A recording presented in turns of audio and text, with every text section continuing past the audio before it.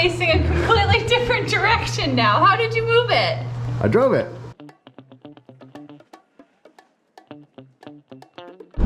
We're in the rental car headed back to California, where we are going to convert our M1078 into a dump truck. But we just learned that the freight shipping was delayed and the parts are stuck at the terminal. Luckily, the terminal is on our way back. So we are going to stop there and pick up the dump truck parts in the rental car.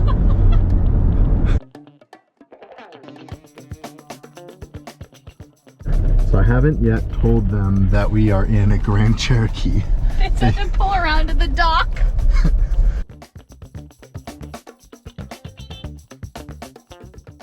Well, the guys at UPS were super cool about this. They left the forklift here. They're just gonna let me load this piece by piece into the back of the car. So it's all working out well.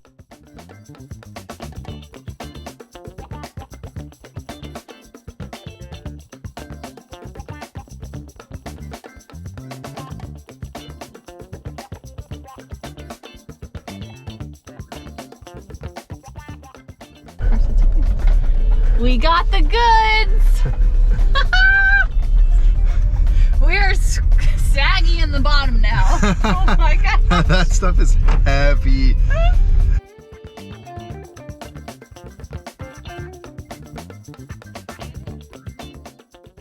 We're not really supposed to have dogs in the rental car, and so the dogs have leotards they wear when they're in a space they don't belong in.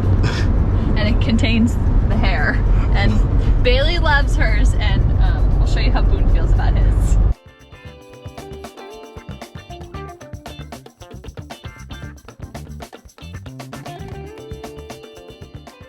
Home is where you park it.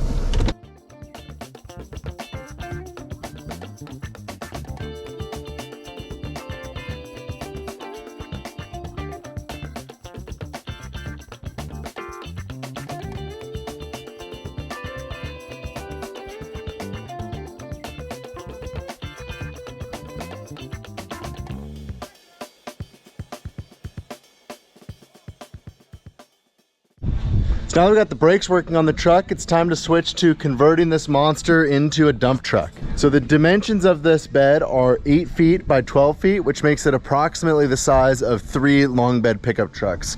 We're gonna be able to haul a lot of building materials with this truck, and having the dump hoist is going to make it so we can also use it as a dump truck when we need to. This is the frame rail underneath the bed, and this is the truck's frame. The plan is to separate the two of these by undoing these plates.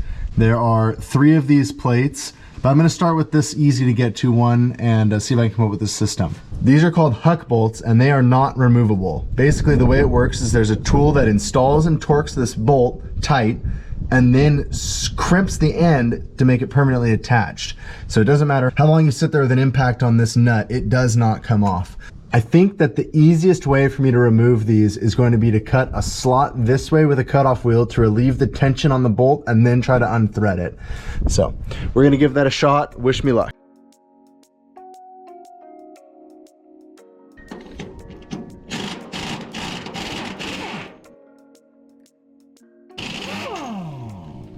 That came off way more easily than I was expecting. That is awesome. I thought this was gonna be a miserable job, but it's really not gonna be that bad.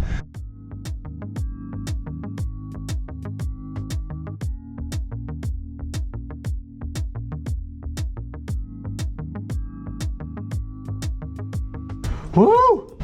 All right, one down. That really isn't that bad. So here's an up close shot of one of those huck bolts. Basically, you can get the clamping force out of it like a bolt, but it gets the permanent holding power like a rivet. So there's no danger that this will ever rattle loose. I think it'd be super cool to get the tool to install these and use them. Obviously the huck bolts are not reusable, so anywhere I take one off where I need to put it back, I'm gonna have to replace it with a bolt. So I'm gonna try to be careful to not remove any of these unnecessarily. So I got the next plate cut off. I'm actually leaving the huck bolts on the bottom one, so this plate's gonna stay behind. My thought is that I'll hammer it over to bend it, and this will help keep the dump bed aligned when it's closed. Next, I need to unbolt the fuel tank and slide it out of the way to make room for the plate that's behind it.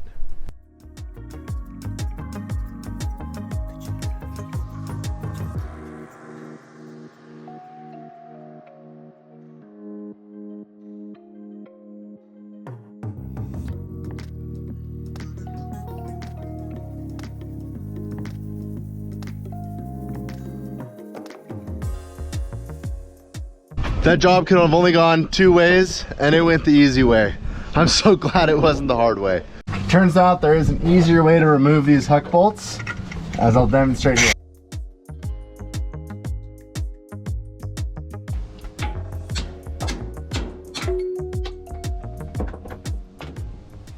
No impact required. It is kind of hard to get the grinder in at that angle though.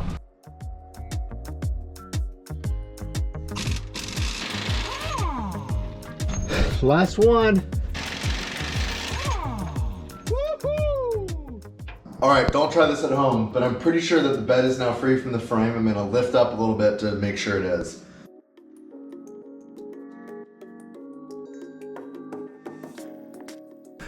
But you can see now we have a nice gap and it appears to go the entire way, so I'm pretty sure it's free. Hopefully I can slide the bed back far enough that I can actually bring the hoist in with the tractor and set it in.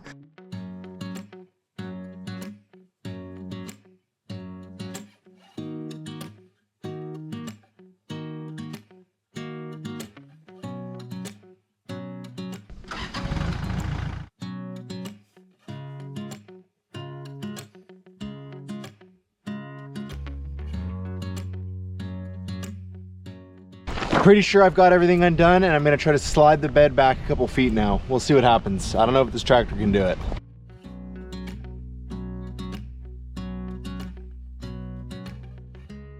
Yeah, not gonna happen that way. Time for a new plan.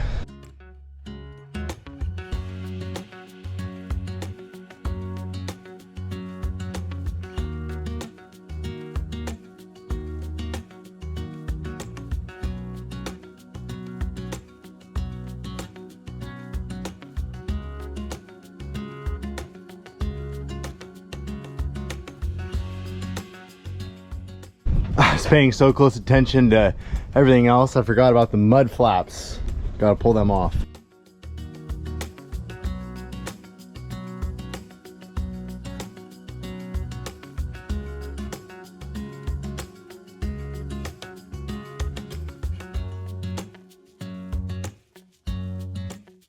Using the tractor to slide the bed back actually worked a lot better than I expected. So my plan is that I don't want to actually take the bed all the way off. So I'm going to leave it where it is now and make sure to secure it in place so that it doesn't fall. And now I'm going to start working on where the dump hoist is going to go in.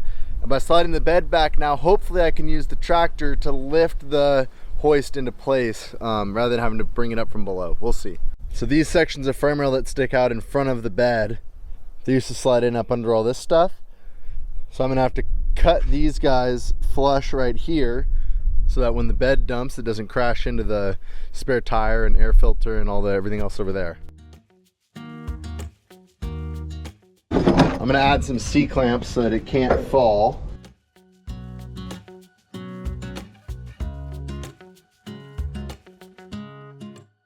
The next step in this project is to measure and figure out exactly where the hoist is going to mount so I can install a new cross member for it to sit on.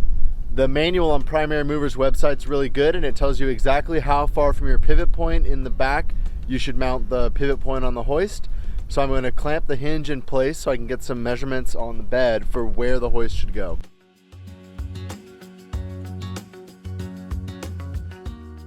Primary Mover sells a whole bunch of different sizes with different lift capacities. So I was able to go through and find exactly which model I should get for where I wanted it installed in the truck and how much I needed it to lift. I ended up with a 616-6 11-ton hoist, and it looks like it's going to work out really well.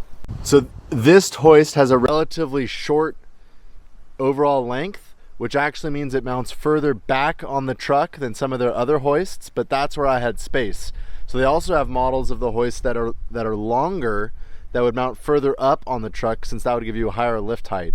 So this version, this shorter version, actually means more leverage on everything. Luckily, all of our components are really stout, so I'm not worried about that extra leverage. It's really all about making it fit. We've gotten a lot of questions about this machine. This is a CNC plasma table, so it uses an electric arc and compressed air to melt the material to cut out parts, and it's controlled by a computer. This lets us draw the parts in the computer, and then we have an automated cutting process and saves a ton of time. Courtney and I have owned this machine for about 5 years. It's paid for itself time and time again through various jobs we've cut on it, and it sure makes fabricating stuff fast. So right now I'm cutting some parts out for the cross members on the dump truck.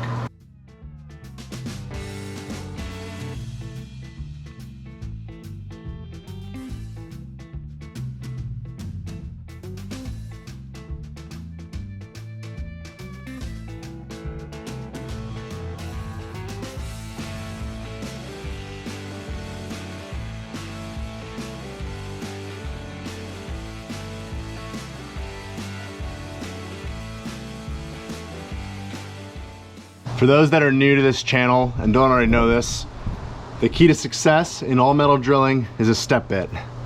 Time to take these holes to 5/8.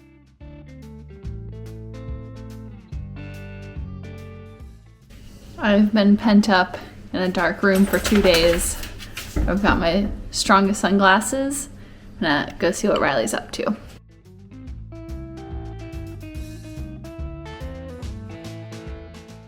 You're crazy! We're getting there. It is killing me to not be out here helping Riley and working on the army truck, but priority number one is that I need to get my eye healed so that we can leave town. My eye doctor said that if it heals enough on Friday, he can take the bandage lens out, which means we could go to Idaho. So I am doing my homework.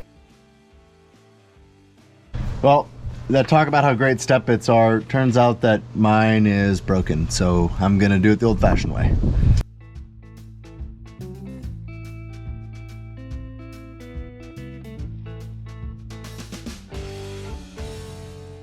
I think first on the Idaho shop to buy list is going to be new drill bits. Our set is running on fumes. All right, they all lined up. It kind of feels like a miracle.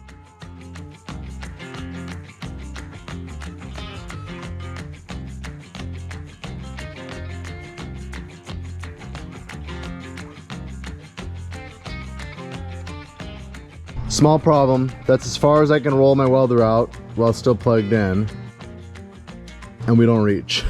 So I think I need to turn the truck sideways and back it in here. But that's how the bed is right now. If it ain't one thing, it's another. Not really sure when the GoPro fell over in that shot, but there we go. Now the welder will reach. Why is the truck facing a completely different direction now? How did you move it? I drove it.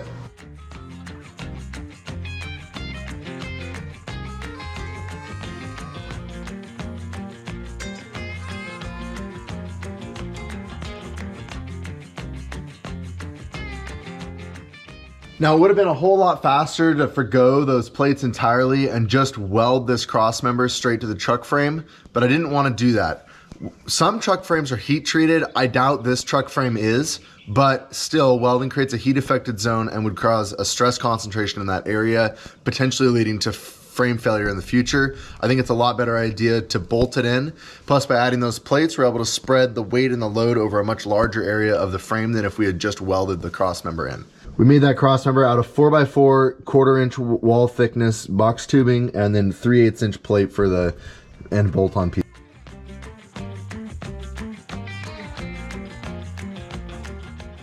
Next step is to cut these frame rails off even with the bed.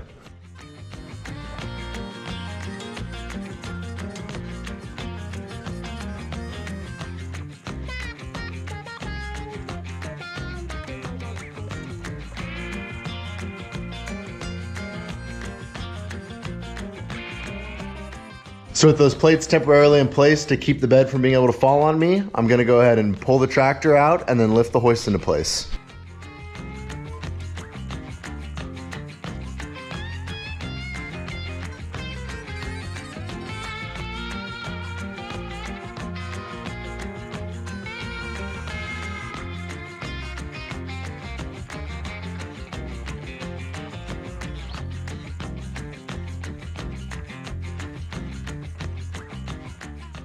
I'm really glad that worked to get this up here because I didn't really have a plan B.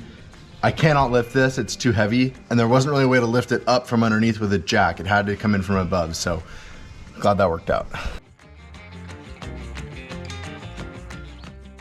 We are getting so close to having a dump truck, and then we're gonna drive it to Idaho. We like all of your name suggestions. I think we picked a winner, but you'll have to wait and see.